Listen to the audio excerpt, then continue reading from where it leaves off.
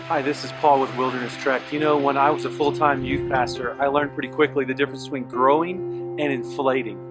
Think about that for a second. When something grows, when something has roots like this tree behind me, it grows. It's slow, but it grows and it's healthy and it's protected against the elements, against the wind, the snow, and the rain and everything else. On the other side of the coin is inflating something. When something's inflated like a balloon, it's filled up with air. And it might look like growth because that balloon is expanding as you blow into it. But the reality is, when it comes to spiritual growth, there's a huge difference between growing someone and inflating someone. Think for a second, how many youth programs just exist to inflate kids up? Sure, there's some expansion. There's some things that happen that look like growth, but is it true growth?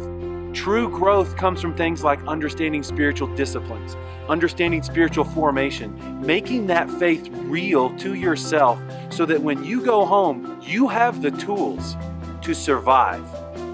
How many times have you seen a balloon pop in a teen that their faith just expanded a little bit? Somebody puffed them up with something, somebody gave them a great experience, maybe it was a camp or a retreat or some fun activity, and it made them expand a little bit, but it didn't grow them. At Wilderness Trek, our goal is to help your teens grow, not just expand. Like these trees behind me, we want your teens to have deep roots. That's why we focus on things like spiritual disciplines, how to own your own faith, how to put up with adversity and challenge, and what role that plays in our faith. That's why community is such a big aspect of what we do. When people come together, when spiritual people come together, great things happen. We have 4 pillars at Wilderness Trek that we put into every trip we do. Grow, connect, experience, and challenge. Think about that for a second. We try to get your kids to grow. We try to give them an experience that they're never going to forget that's going to link back to their spiritual transformation. We try to connect them with other believers, and we challenge their faith. It's not just about backpacking.